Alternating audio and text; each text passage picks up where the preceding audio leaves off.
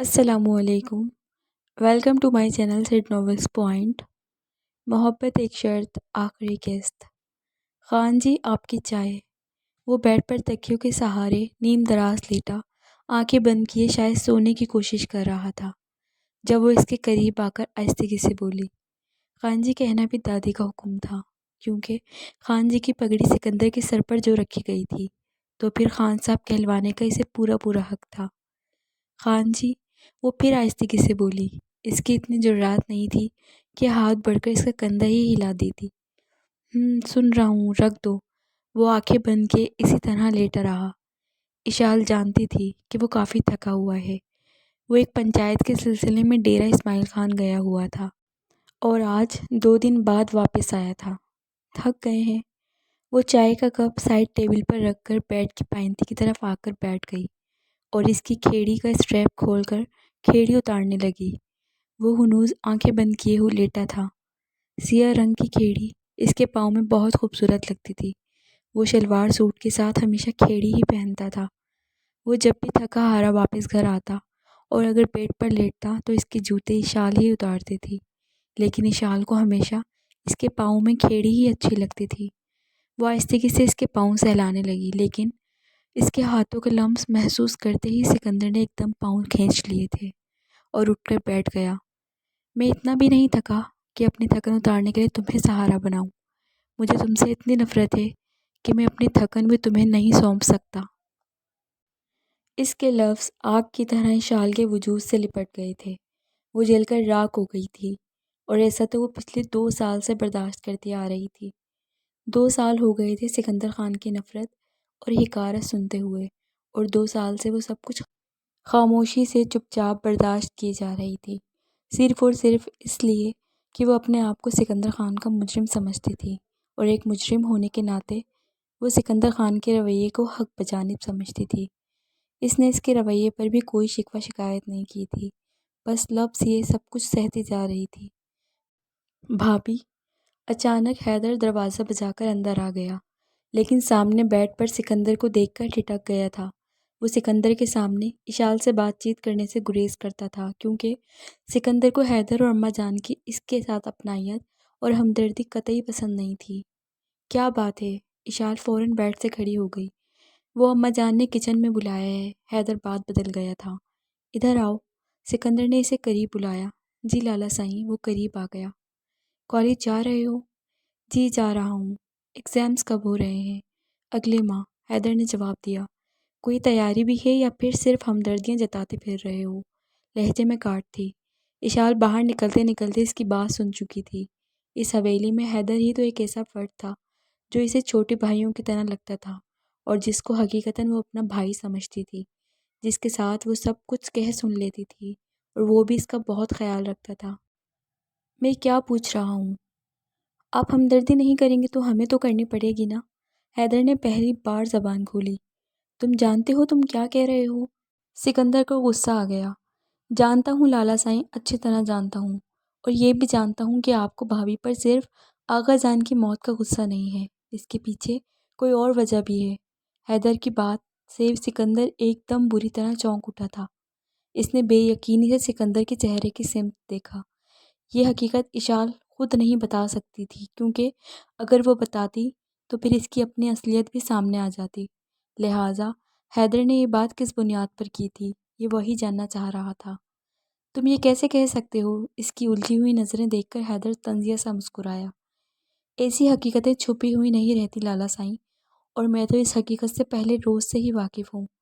پہلے روز جب مجھے پتہ چلا کہ خون بہا میں آنے والی لڑکی کا نام اشال ہے تو میں فوراً ہی ٹھٹک گیا تھا کیونکہ مجھے آغا جان نے بتایا تھا کہ تمہارے سکندر لالا بہت جلد تمہارے لیے بھابھی لانے والے ہیں اور تمہاری ہونے والی بھابھی کا نام اشال ہے۔ وہ میرے لیے دوستوں کی طرح تھے۔ بے شک میں چھوٹا تھا مگر وہ میرے پوچھنے پر ہر بات بتا دیتے تھے۔ وہ بہت خوش تھے کہ آپ کو کوئی لڑکی پسند آئی ہے، لیکن وہ لڑکی راغب علی خان کی بہن ہوگی یہ تو ہمیں بھی نہیں پتہ تھا۔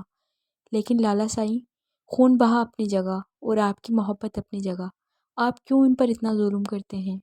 حیدر کی باتوں سے اور اس کے نڈر لب و لہجے سے لگتا تھا کہ وہ واقعی بڑا ہو گیا ہے۔ سکندر اس کے درست تجزیے پر خاموش رہ گیا تھا۔ راغب علی نے آغا جان کا قتل کیا تو اس میں بھابھی کا کیا قصور؟ آپ انہیں معاف کیوں نہیں کر دیتے؟ لالا سائیں، آپ بے شک آغا جان کی جگہ ان کی گدی سنبھال چکے ہیں، لیکن مجھے پتہ ہے آغا جان کو آپ کو اس انداز میں دیکھ کر کبھی خوشی نہیں ہوگی۔ ان کی خوشی 2 سال پہلے والا سکندر خان تھا، آج والا نہیں۔ حیدر نہ جانے کیا کیا کہتا رہا، لیکن سکندر سے مزید سنا نہیں گیا۔ اس نے حیدر کو واپس بھیج دیا اور دونوں ہاتھ سے کنپٹیاں مسلتا دوبارہ لیٹ گیا تھا۔ سرہانے رکھی چائے ٹھنڈی ہو چکی تھی۔ باہر بہت تیز بارش ہو رہی تھی۔ نومبر کی اوائل راتیں تھیں، ٹھنڈک معمول سے بڑھ گئی تھی۔ وہ شام سے سردار خورشید خان کی عیادت کے لیے گیا ہوا تھا۔ وہ پچھلے 1 ہفتے سے بیمار تھے۔ ان کے پاس بیٹھے بیٹھے کافی ٹائم ہو گیا۔ واپسی کے لیے اٹھا تو بارش شروع ہو گئی، لیکن اب وہ بارش کو دیکھ کر رک تو نہیں سکتا تھا۔ حویلی پہنچنے تک رات گہری ہو چکی تھی، یا پھر بارش کی وجہ سے ایسا لگ رہا تھا۔ بہرحال پوری حویلی میں گہرا سناٹا تھا۔ بارش اور سردی کی وجہ سے بھی وقت سے پہلے ہی سب اپنے اپنے کمروں میں گھس گئے تھے۔ وہ اپنی چادر سے بارش کی بوندیں جھاڑتا، لمبے لمبے ڈگ بھرتا، مضبوط قدموں سے چلتے ہوئے اپنے کمرے میں آ گیا۔ چادر بازو پر ڈالتے ہوئے اپنے پیچھے دروازہ بھی بند کر دیا تھا۔ پھر پلٹ کر چادر صوفے پر اچھالی اور بیڈ پر بیٹھ کر جوتے اتارے۔ اس نے ایک نظر دیکھا، وہ سو رہی تھی، ورنہ یہ کام اسی کو کرنا ہوتا تھا۔ جوتے اور کپڑے تبدیل کرنے کے بعد وہ خود بھی سونے کے لیے لیٹ گیا تھا اور ساتھ ہی 0 پاور کا بلب جلا دیا۔ وہ بستر پر لیٹا تو ہر سو چھانے والے سناٹے کا مزید احساس ہوا۔ ماحول میں صرف بارش اور طوفان کی سائیں سائیں کی آواز گونج رہی تھی۔ تیز ہوا کی سرسراہٹ بہت خوفناک سا ارتعاش پیدا کر رہی تھی۔ سکندر نے باہر کے ماحول سے دھیان ہٹا کر اندر کے ماحول پر توجہ کی اور کروٹ بدل کر لیٹ گیا، اور کروٹ بدلنے سے اس کی نظر فرش تک چلی گئی جہاں پر اشال کا بستر لگا ہوا تھا۔ وہ تکیے پر سر رکھے اس کی طرف پشت کیے کروٹ کے بل لیٹی ہوئی تھی اور کندھوں تک موٹا سا کھیس اوڑھا ہوا تھا۔ حالانکہ سردی بلا کی تھی، وہ اپنے اوپر کمبل پھیلائے ہوئے تھا، لیکن پھر بھی سردی کا احساس کم نہیں ہو رہا تھا۔ اور ایک وہ تھی جو فرش پر بستر لگائے سو رہی تھی۔ پچھلے 2 سالوں سے وہ اسی بستر پر سو رہی تھی۔ ہر سردی اور ہر گرمی اس نے اسی طرح فرش پر سو کر گزاری تھی۔ سکندر کروٹ کے بل لیٹا اپنے بازو پر سر رکھے مسلسل اس کے فقیرانہ حلیے کو دیکھ رہا تھا۔ کیا یہ وہی اشال تھی جس کے انداز و اطوار سے شاہانہ پن چھلکتا تھا، جس کی چال میں غرور تھا، جس کے ڈریسز اور میک اپ کمال کے ہوتے تھے، جو گاڑی ڈرائیو کرتی تو گاڑی میں فاسٹ میوزک بج رہا ہوتا تھا، جو لوگوں کے دل جیتنے اور ان کو قابو میں کرنے کی شرطیں باندھ لیتی تھی، اور یہ سچ تھا کہ جیت بھی اسی کا مقدر ہوتی تھی۔ اور آج شاید اس کا یہ بستر، یہ درویشانہ انداز اور رہن سہن بھی اس کی جیت کی وجہ سے اس کا مقدر بنا ہوا تھا۔ اس وقت اگر اس نے سکندر خان پر شرط نہ لگائی ہوتی تو یقیناً وہ اس کا دل جیت چکی ہوتی اور وہ فرش پر سونے کی بجائے اس کے بیڈ پر اس کے پہلو میں سو رہی ہوتی۔ لیکن بات یہ تھی کہ وہ پہلے ایک بار جیت چکی تھی، اور یہ کیسے ممکن تھا کہ ہر بار جیت ایک ہی انسان کا مقدر بنے؟ اب اس کی جیت کے کوئی امکانات نہیں تھے، اسے ہارنا ہی ہارنا تھا۔ سکندر نے اسے دیکھتے دیکھتے ایک فیصلہ کیا اور پھر دوسری طرف کروٹ لے کر اطمینان سے سو گیا تھا۔ لیکن بارش ابھی بھی برس رہی تھی۔ ایک بارش کمرے سے باہر تھی اور ایک بارش کمرے کے اندر۔ وہ کروٹ لیے بے آواز رو رہی تھی۔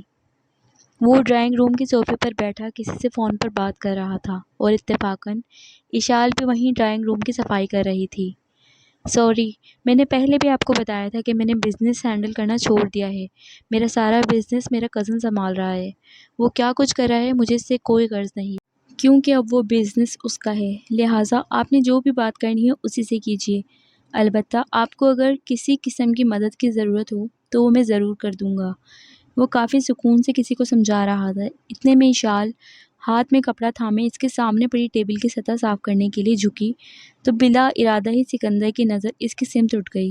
اس کی گردن میں جھولتی چین اس کی ساری توجہ اپنی جانب مبذول کروا چکی تھی۔ یہ چین تقریباً 2.5 سال پہلے اس نے اس کی گردن میں خود پہنائی تھی، اور سکندر کی طرف سے اشال کے لیے یہ چین محبت کا پہلا اور آخری تحفہ تھا۔ اس نے ابھی تک سینے سے لگا کر رکھا تھا۔ شاید سکندر کی پہلے بھی اس پر کئی بار نظر پڑی تھی، لیکن بے دہانی اور غصے کے باعث وہ کچھ بھی محسوس نہیں کر سکا تھا۔ مگر اس وقت اس کا دھیان اور اس کی نظروں کا مرکز وہی چین تھی، اور یہی وجہ تھی کہ وہ فون پر اپنی بات ٹھیک سے نہیں کر پایا تھا۔ اس کی توجہ منتشر ہو چکی تھی۔ دوسری طرف ہیلو ہیلو پکارنے کے بعد فون بند ہو چکا تھا، اور ادھر اشال بھی کام ختم کر کے ڈرائنگ روم سے جا چکی تھی، لیکن اس کی نظروں میں ابھی بھی تک اس کے گلے میں جھولتی چین کا منظر گھوم رہا تھا۔ لالا سائیں، اس کے چچا زاد کزن پلوشا نے اسے مخاطب کیا۔ وہ چونک کر سیدھا ہوا۔ دادی نے آپ کو اپنے کمرے میں بلایا ہے۔ کیوں، خیریت؟ اس نے ٹھٹک کر پوچھا۔ یہ تو دادی کو ہی پتا ہوگا، پلوشا نے کندھے اچکائے۔ اماں جان کہاں ہیں؟ اس نے ادھر ادھر دیکھتے ہوئے پوچھا۔ کہیں بیٹھی ہوں گی اپنی بہو رانی سے ہمدردی جتانے کے لیے، پلوشا تمسخر سے کہتی وہاں سے ہٹ گئی تھی۔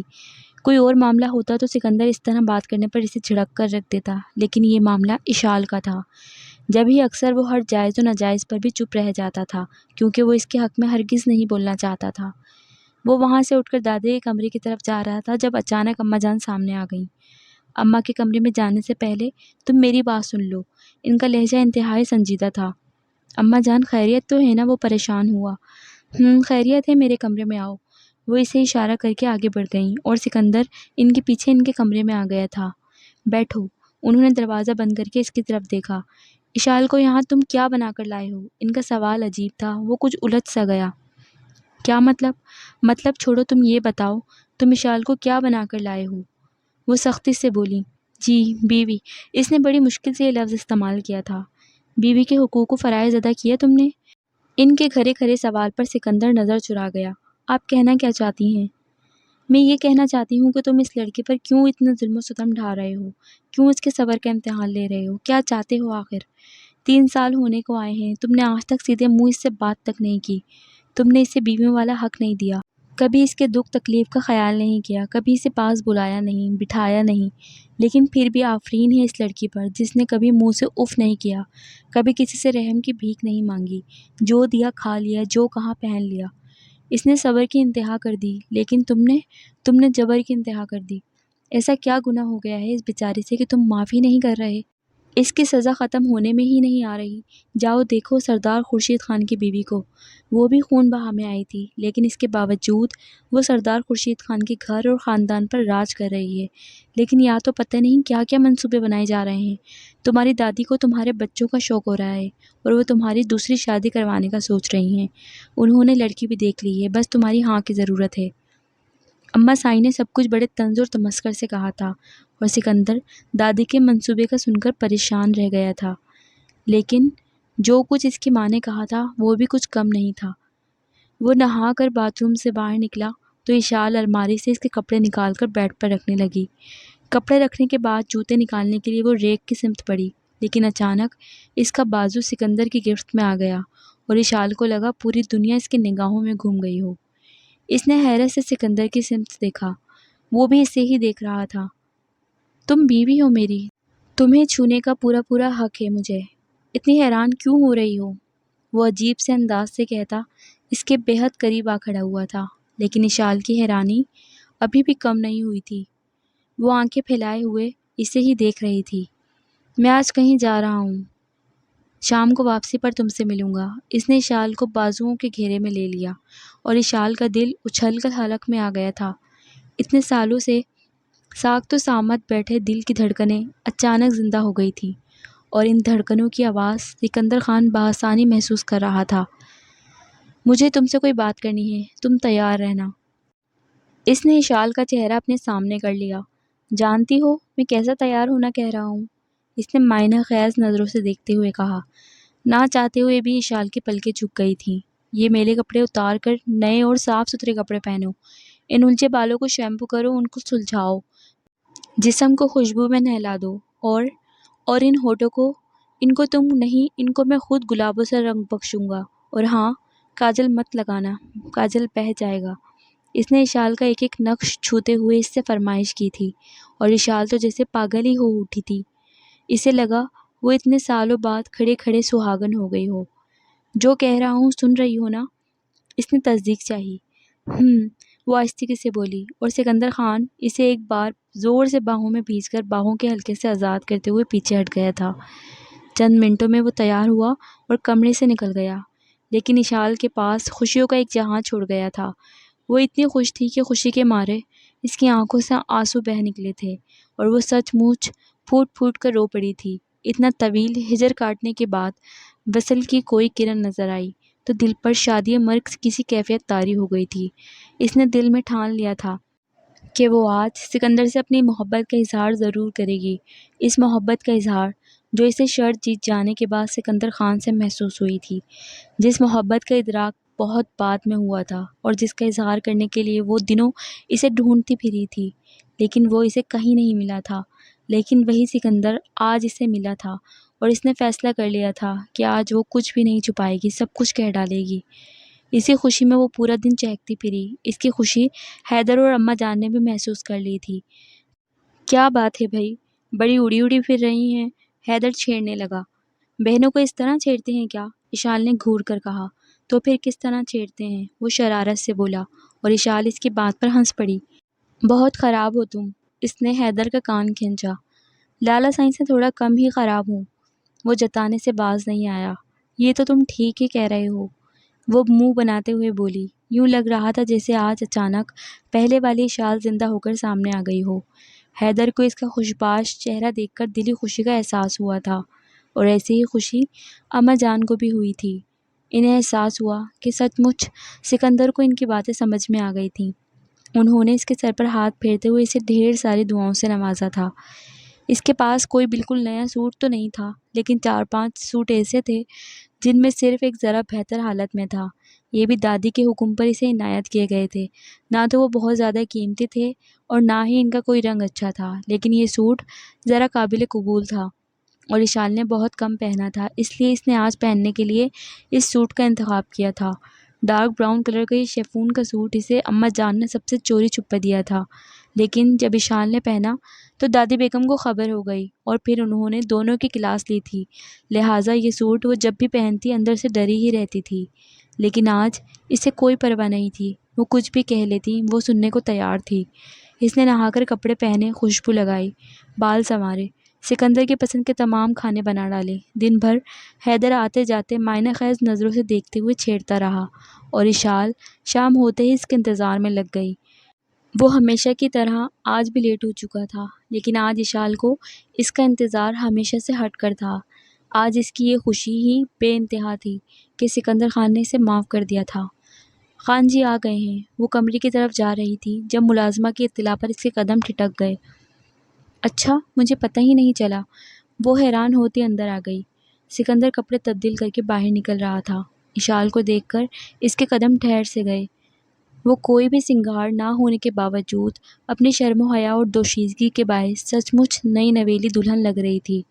مرجھائے ہوئے چہرے پر ایک دن میں ہی گلابیاں لوٹ آئی تھیں۔ کیا اس کا نرم رویہ اتنا اثر رکھتا ہے اس پر؟ وہ سوچے بغیر نہ رہ سکا، اور پھر آہستگی سے خود ہی سر جھٹک دیا تھا۔ خان جی، اشال نے کچھ کہنا چاہا۔ وہ گھڑی اتار کر ٹیبل پر رکھ رہا تھا۔ اشال یہ گھڑی دیکھتی رہ گئی۔ یہ اسی نے تو گفٹ کی تھی، لیکن 3 سال ہو گئے تھے اشال نے یہ گھڑی اس کے ہاتھ میں کبھی نہیں دیکھی تھی، لیکن آج وہ اندر سے سرشار ہو گئی تھی۔ چپ کیوں ہو گئی ہو؟ وہ اسے سرتاپن گہری نظروں سے دیکھ رہا تھا۔ اشال کچھ کہنے سے پہلے ہی گڑبڑا گئی۔ کھانا لگاؤں آپ کے لیے؟ اس نے بات بدل دی۔ ہاں لگاؤ، مجھے بھوک لگ رہی ہے، وہ سر ہلا کر بولا۔ وہ تیزی سے واپس مڑ گئی۔ ابھی بھی اس کی دل کی حالت نازک تھی۔ وہ اس کی ایسی کرم نوازی سہ نہیں پا رہی تھی۔ باقی سب کھانا کھا چکے تھے، وہ لیٹ آیا تھا، اس لیے اسے اکیلے ہی کھانا تھا۔ جبھی ڈائننگ ہال میں وہ دونوں اکیلے تھے، اشال پلیٹ میں چاول نکال کر اس کے سامنے رکھنے کے لیے قریب آئی تو اس کے وجود سے اٹھنے والی مہک نے سکندر کو مسحور کرنے میں کوئی کسر نہیں چھوڑی تھی۔ وہ اس کے سراپے کو جانچتے ہوئے کھانے کی طرف متوجہ ہو گیا تھا۔ چائے بھی بناؤں؟ اس نے کچن کی طرف مڑتے ہوئے پوچھا۔ 5 منٹ بعد چائے بنا کر کمرے میں لے آؤ، وہ کھانا ختم کرتے ہوئے بولا۔ لیکن اشال کو 5 منٹ کے بجائے 25 منٹ لگ گئے۔ برتن سمیٹ کر استعمال شدہ برتن دھونے کی ڈیوٹی بھی اسی کی تھی، سو ڈیوٹی تو پوری کرنی ہی تھی۔ جب وہ چائے لے کر اندر آئی تو سکندر بیڈ پر نیم دراز تھا اور ریموٹ سے ٹی وی کے چینل سرچ کر رہا تھا۔ چائے، وہ پاس آ کر بولی۔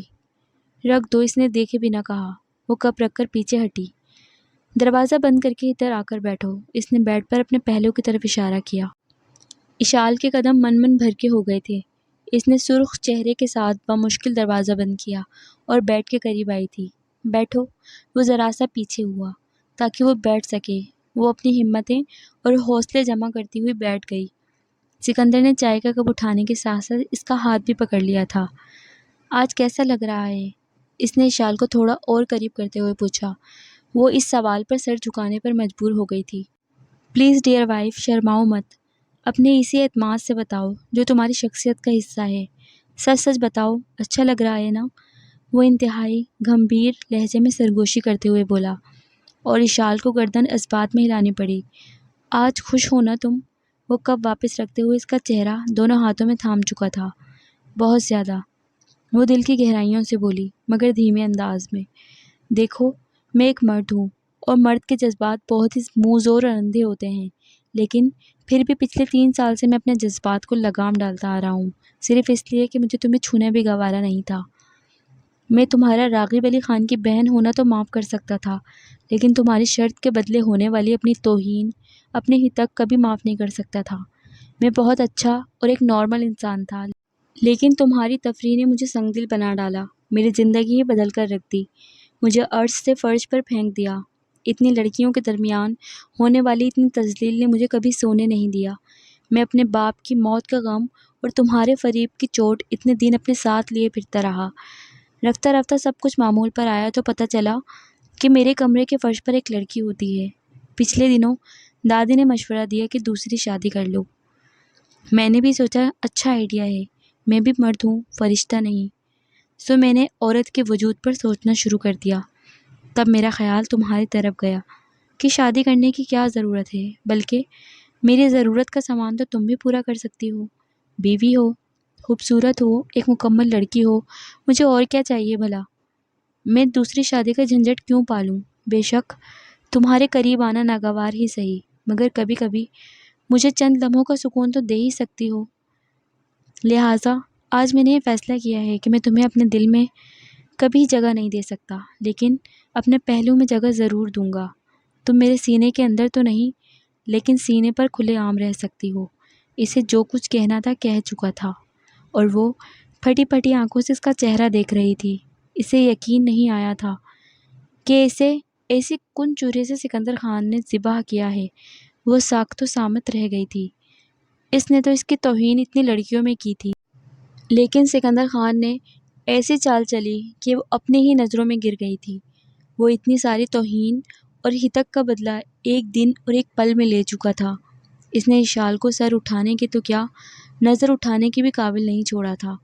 وہ لائٹ بند کر چکا تھا، لیکن اس کا لمس، اس کی گرفت، اس کی ایسی ضرورت بھری قربت اشال کو خون کے آنسو رلا رہی تھی، اور سکندر خان اس کی اذیت پر تکلیف تو ہو رہی تھی، مگر وہ اسے کوئی بھی اظہار محبت یا معافی کا اشارہ دے کر بہادر نہیں کرنا چاہتا تھا۔ وہ اشال کو احساس دلانا چاہتا تھا کہ کسی کے جذبات سے کھیلنا اتنی معمولی بات نہیں ہوتی، کیونکہ ہمارا کھیل کسی دوسرے کی پوری زندگی کا سوال بن جاتا ہے۔